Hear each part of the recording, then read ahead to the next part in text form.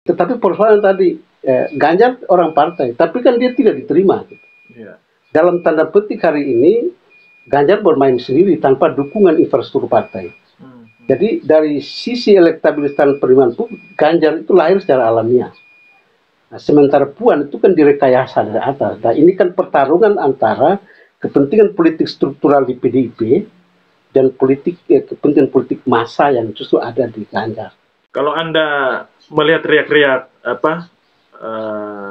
dari PDIP yang sedang dimainkan sekarang ini, kalau Pak Atang bisa memprediksikan ke depannya akan memilih siapa? Ganjar atau Puan? Ini kalau kita prediksi saja. Kalau PDIP mau menang, mesti milih Ganjar. Ganjar. Kalau PDIP mau menang, milih Ganjar. Tapi kalau PDIP mau melepaskan kekuasaan, silakan mendukung Puan.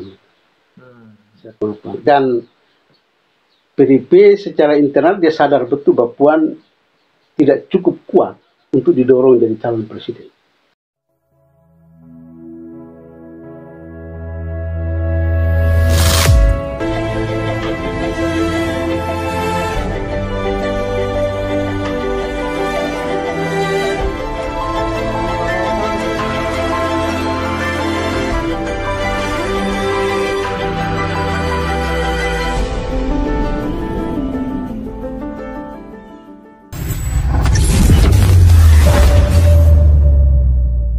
Halo guys, jumpa lagi bersama dengan saya James Bore di program yang edukatif dan inspiratif. Tentunya di Pod James Open Mind. Saat ini kita sudah memasuki pada tahun politik, di mana genderang pesta demokrasi sudah ditabuh dan partai-partai politik mulai sibuk melengkapi berkas-berkas administrasi agar bisa lolos menjadi peserta pemilu di tahun 2024.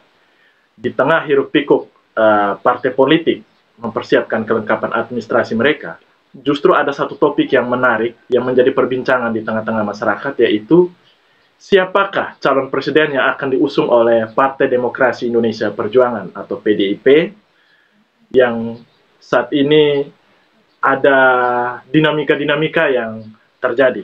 Dan tentunya kami akan berbincang tentang topik ini dengan narasumber yang kompeten dalam bidangnya, yaitu sudah bersama-sama dengan saya, pengamat politik Universitas Muhammadiyah Kupang, Bapak Dr. Ahmad Atang, MSI. Selamat siang, Bapak. Selamat siang. Apa kabar nih, Bapak? Baik, Pak James. Ya, Bapak, ini kan kita tidak bisa pungkiri bahwa masyarakat juga ikut menikmati dan mengawal semua peristiwa-peristiwa politik yang sudah dimulai dari sekarang menuju ke tahun 2024. Dan PDIP menjadi salah satu partai yang menjadi komoditi perbincangan, terutama tentang calon presiden yang akan mereka usung. Nah, pandangan Bapak sendiri seperti apa dalam melihat fenomena ini? Baik, terima kasih Pak James. Yang pertama, kalau mengacu kepada hasil pemilu 2019, maka posisi PDIP hari ini dalam kaitan dengan mengusung pasangan calon presiden dan wakil presiden sebagaimana disyaratkan undang-undang kan 20% kursi DPR atau setidaknya 25% perolehan suara pemilu. Kalau dari situ maka PDIP dengan hasil pemilu 2019 itu perolehan persentase itu di atas 20%. Itu artinya secara politik PDIP akan mengusung paketnya sendiri tanpa koalisi. Tetapi justru di posisi ini ya kemudian PDIP kalau saya cenderung mengatakan pukul dada gitu ya. Oh begitu, Pak. Karena merasa sudah memenuhi syarat, dia kemudian berharap bahwa partai-partai yang perolehan suaranya itu di bawah 20% justru merapat ke dia. Tapi hitungan itu justru terbalik. Hari ini partai-partai yang berkoalisi di pemilu 2019 mengusung Jokowi Maruf Amin itu justru sudah keluar dari koalisi pemerintahan dan membentuk koalisi sendiri. Ada Golkar, PAN dan P3 itu membentuk KIP ya, Koalisi Indonesia Bersatu. Kemudian Gerindra hari ini dengan PKB, lalu yang sedang menjajaki koalisi adalah Nasdem, Demokrat dan PKS dan seterusnya. Nah, ini kemudian membuat PDIP hari ini bagi saya mengalami situasi kegamangan. Fakta ini bisa kita lihat bahwa ketika mencuatnya koalisi-koalisi di luar PDIP, PDIP sendiri khususnya Puan Maharani mulai roadshow ke pimpinan-pimpinan partai politik termasuk ke Nasdem, kemudian ini sedang dirancang untuk pertemuan dengan Gerindra gitu. Ini karena dalam demokrasi multipartai terlepas dari PDI menurut saya itu tidak, tapi kan dia bukan single majority, dia bukan pemenang mayoritas. Maka suka atau tidak suka dia mesti butuh koalisi untuk mengawal pemerintahan ke depan. Nah, dalam konstelasi Pilpres 2024 memang ada semacam paradoks dalam melihat partai dan figur. Di satu sisi, partai politik yang memiliki elektabilitas tinggi, tetapi dia tidak punya figur yang siap untuk maju jadi calon presiden. Kita lihat Nasdem hari ini tidak ada figur.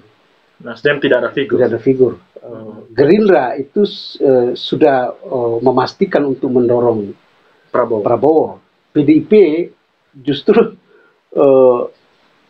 ada semacam kegamangan di dalam menentukan sikap antara memilih kader sendiri untuk didorong menjadi calon presiden atau dia tetap berada di dalam kekuasaan tetapi estimasinya sebagai wakil presiden.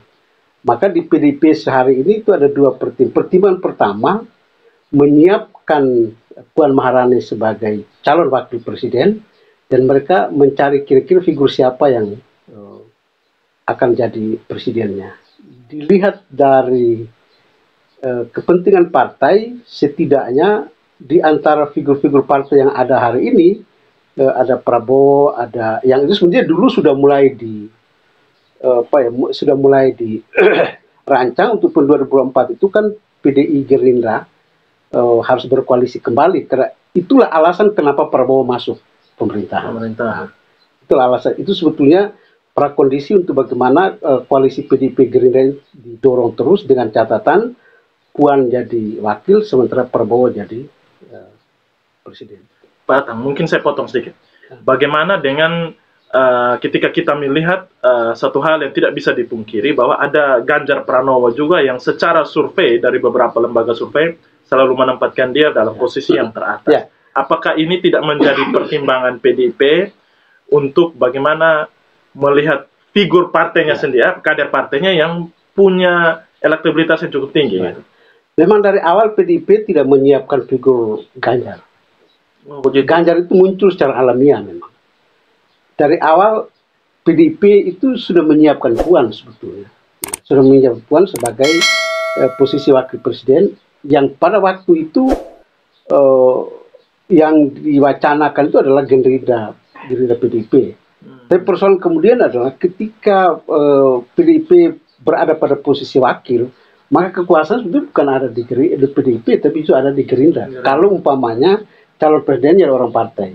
Nah, ini yang menurut saya posisi ini yang kemudian PDIP mengalami kesulitan untuk memutuskan apakah dia maju sebagai wakil atau sebagai calon presiden.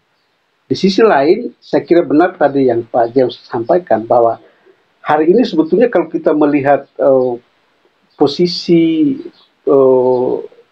calon presiden yang diterima publik itu bukan Puan, justru Ganjar. Di peta-peta survei itu selalu menempatkan tiga besar. Kalau bukan Prabowo, Ganjar. Kalau bukan Ganjar, Anies kan begitu. Tiga figur ini sebetulnya sedang meramaikan calon presiden. Tetapi persoalan tadi, Ganjar orang partai, tapi kan dia tidak diterima. Dalam tanda petik hari ini, Ganjar bermain sendiri tanpa dukungan infrastruktur partai. Jadi dari sisi elektabilitas dan penerimaan publik, Ganjar itu lahir secara alamiah.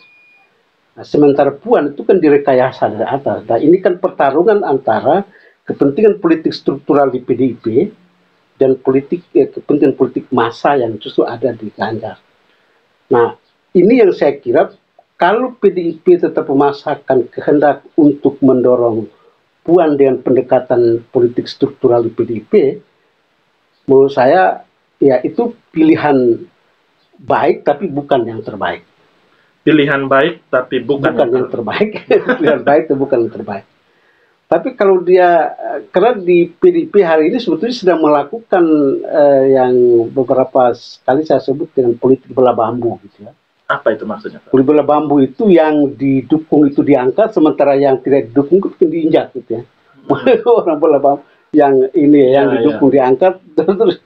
Nah, dan Ganjar hari ini berada pada posisi itu. Dan dia menurut saya seorang kader ideolog PDIP yang kalau dia keluar dari PDIP kemudian diusung oleh partai lain, ini juga bukan pilihan yang tepat. Karena orang kemudian akan memahami bahwa Ganjar keluar dari PDIP bukan karena tidak setuju dengan itu, tapi ingin mengejar kekuasaan. Nah, orientasi kekuasaan itu di politik kita itu riskan gitu.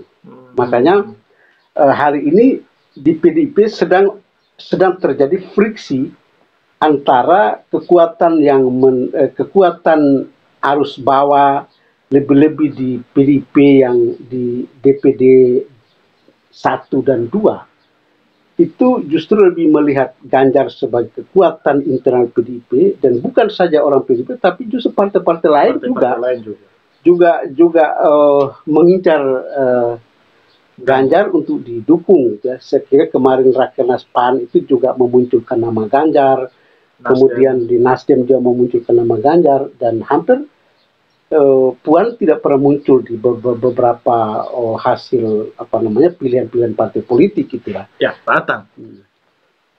Kira-kira kalau dari pandangan Bapak sendiri, PDIP ini kan partai yang sudah 2 kali memenangi kursi parlemen.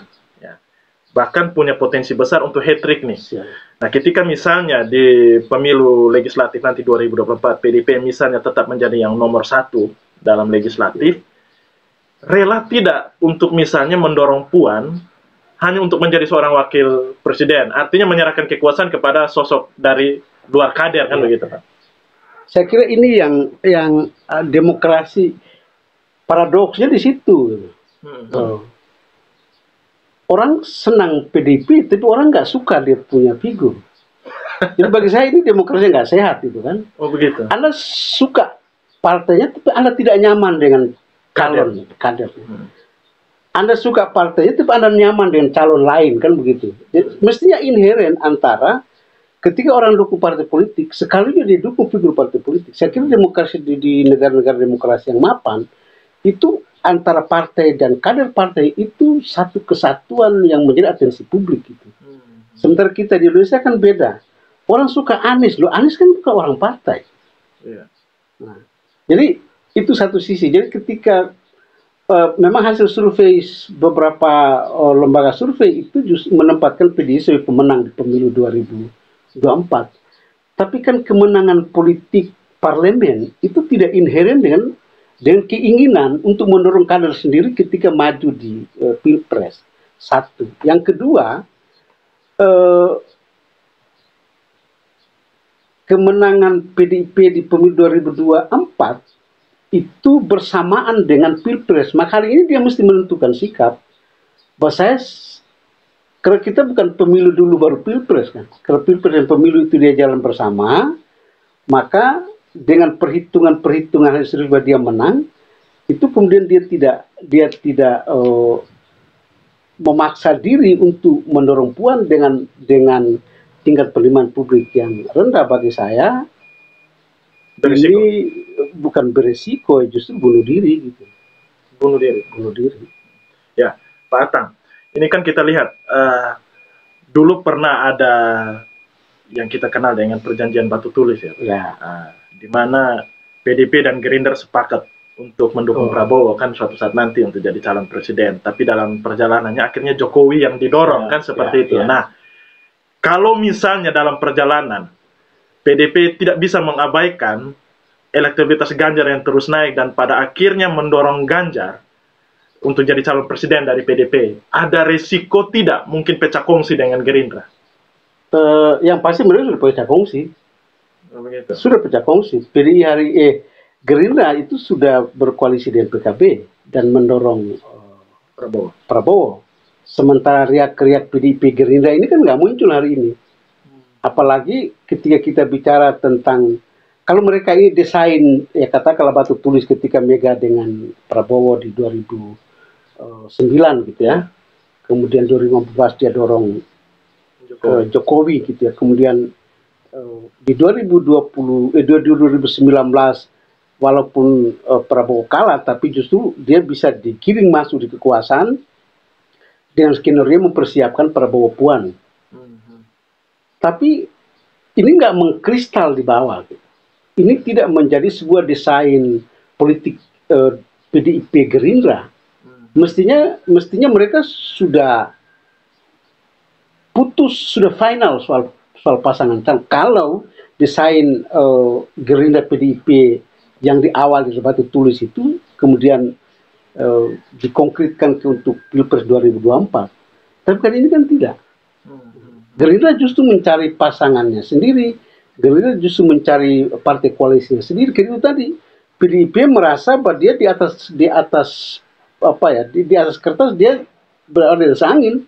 Jadi kalau Anda mau dengan saya, Anda datang. Saya nggak pernah pergi, saya nggak mau pergi, kan begitu. Yeah. Nah ini yang justru membuat posisi di hari ini ketika semua mencari koalisi sendiri-sendiri, dia menjadi partai sendirian yang berjalan di tengah-tengah hidup itu. Oleh karena itu, bagi saya untuk PDI Gerindra, ya memang waktu masih dua tahun ya. Semua situasi bisa berubah gitu ya. Dalam politik itu sesuatu yang tidak mungkin bisa jadi mungkin, dan bola itu bundar. Sesuatu yang tidak mungkin bisa jadi mungkin, dan ini bisa saja ketika ruang-ruang komunikasi politik dibangun, lobby-lobby politik dibangun, ya bisa saja itu akan muncul. Tapi hari ini bagi saya belum ada tanda yang menunjukkan bahwa ada penguatan koalisi antara Gerindra dan PDIP untuk Gerindra. Tadi menurut saya, kalau dia mendukung Prabowo, itu artinya presiden kekuasaan ada di Gerindra, bukan di PDIP. Justru itu Pak yang saya bilang tadi, rela tidak PDIP untuk harus seperti itu. Karena itu yang menyambung pertanyaan tadi, apakah Ganjar bisa? Sangat bisa kalau umpamanya PDIP sedikit PDIP struktural loh ya, bukan PDIP. Kalau masa saya kira Ganjar cukup kuat kalau masa, tapi secara struktural ini kan ada semacam arogansi yang kemudian yang melihat Ganjar sebagai pengganggu Puan kan begitu. Nah model-model seperti ini yang kalau PDIP tidak segera sadar soal itu, ya dia akan tetap menjadi orang atau tidak sama sekali. Apakah ini mungkin ada strategi yang coba dimainkan oleh Megawati ataupun PDIP untuk mengecoh publik dengan menyembunyikan dulu capres mereka yang sebenarnya dengan sedikit mendorong Puan untuk maju bersafari di mana-mana untuk supaya capres mereka yang asli ini tidak menjadi sasaran tembak dari awal? Kalau politik representasi silakan. Kita bisa menduga-duga begitu. Karena dulu Pak Atang kan sempat sebelum Jokowi maju jadi calon presiden pertama kali, itu kan publik tahu bahwa Megawati lah yang akan maju. Tapi ujung-ujungnya di menit-menit terakhir justru Jokowi yang didorong. Apakah pola seperti ini sedang dimainkan kembali, Pak Atang? Hanya kan di internal PDIP siapa yang populis hari ini? Kan hanya Ganjar kan? Hanya Ganjar. Jadi kalau umpamanya dalam politik representasi kita boleh sembunyi figur gitu. Karena itu kan dipilih oleh DPR. Tapi kalau dalam politik partisipasi hari ini nggak bisa Anda sembunyi figur. Siapa yang mau pilih kalau nggak kenal gitu. Jadi ya mestinya dijual gitu. Dijual ke publik, baru kita akan mengevaluasi figur-figur kita ini mana yang. Nah, karena itu kalau PDI agak cerdas dari awal, itu mestinya dia dorong semua figur yang potensial, apakah itu yang ada di level partai politik, apakah ada di level kabinet, apakah ada di level kepala daerah, tidak hanya di Jawa, tapi bisa juga di luar. itu mestinya dia dorong, beri ruang untuk mereka setidak-tidaknya merebut hasil survei. Iya, iya. Baru siapa yang tertinggi di antara kader-kader PDI itulah yang dipilih. Dia tidak harus harga mati puan, nggak bisa begitu dong PDI, nggak bisa begitu. Iya, iya. Ini bukan politik representasi, ini politik partisipasi. Nah, kemarin kan Nasdem dari Surya Paloh sempat bertemu dengan Jokowi di istana. Publik menginterpretasikan bahwa sepertinya Nasdem sudah pergi pamit nih. Dan pada akhirnya Puan mulai safari pergi ke Nasdem bertemu Surya Paloh. Apakah ini menunjukkan ada kepanikan dari PDP atau seperti apa, Pak? Ya, itu yang saya bilang tadi, kegamangan itu melahirkan kepanikan kan. Jadi ketika dia kemudian melihat bahwa partai yang dia berharap bisa mendekat ke dia, faktanya kan tidak mendekat, orang justru membangun kekuatan sendiri-sendiri, dan dia kemudian merasa kehilangan. Ini saya mesti pergi merayu kan, kira begitu. Jadi antara pertemuan Prabowo Jokowi dan pertemuan Prabowo Puan ini kan dalam rentang waktu yang sangat mepet gitu. Jadi PDI sudah baca sinyal ketika pertemuan Nasdem Surya Paloh dengan Jokowi, itu artinya ada upaya, bukan ada upaya, memang ya itu tadi, langkah meninggalkan PDIP itu harus diambil, dan PDI kemudian dia menjadi menjadi partai yang pemain tunggal, dan itu pemain tunggal walaupun dari aspek regulasi dia memenuhi syarat, tapi kan dalam politik multi partai dia tidak bisa jalan sendiri, dia mesti berkoalisi kan. Jadi sekalipun memenuhi syarat belum menjadi jaminan, Pak Atang ya? Ya, artinya bahwa boleh dia ajukan calon presiden, tetapi kan untuk kepentingan politik 5 tahun dia butuh partai lain. Tidak bisa sendiri. Tidak bisa sendiri. Apalagi kekuatan parlemen kan tetap dibutuhkan. Sangat dibutuhkan, gitu kan, sangat dibutuhkan. Gitu. Ya, Pak Atang. Terus kira-kira posisi Jokowi dalam riak-riak politiknya PDP ini dia di mana? Memang ada Jokowi sebetulnya gampang juga untuk mau pertama memang kalau mengikuti semacam genetika politik, suka atau tidak suka, dia mesti berada di barisan keputusan Mega. Itu artinya ada di Puan. Tapi sebagai seorang mantannya, tentu ada semacam warisan yang perlu Indonesia itu berkesinambungan.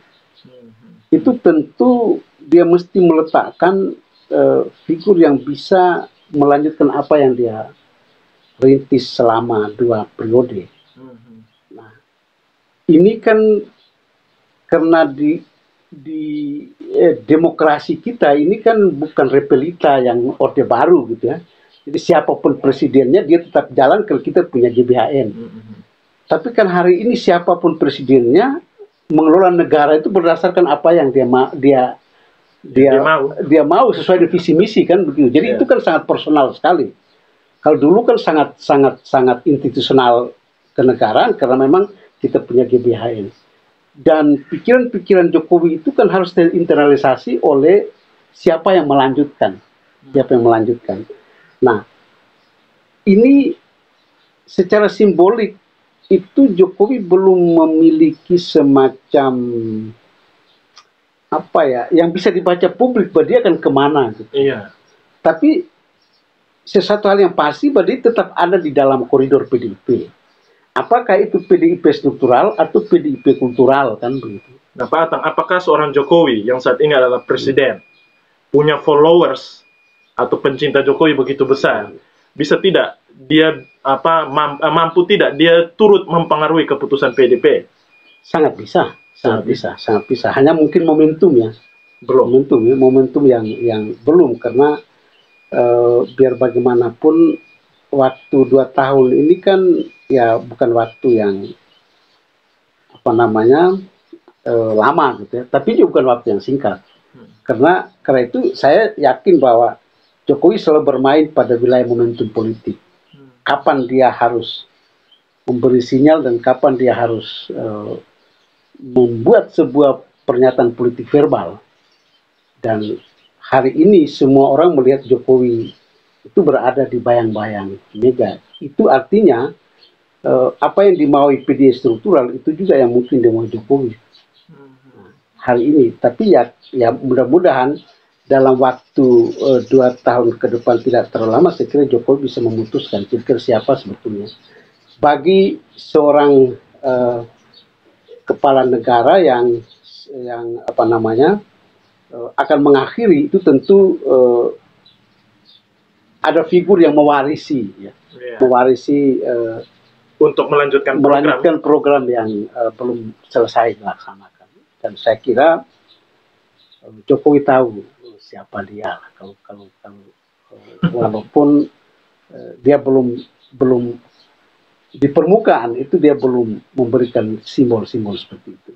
Kalau Anda melihat riak-riak dari PDIP yang sedang dimainkan sekarang ini, kalau Pak Atang bisa memprediksikan ke depannya akan memilih siapa, Ganjar atau Puan? Ini kalau kita prediksi saja. Kalau PDIP mau menang, mesti milih Ganjar. Ganjar. Kalau PDIP mau menang, milih Ganjar. Tapi kalau PDIP mau melepaskan kekuasaan, silakan mendukung Puan.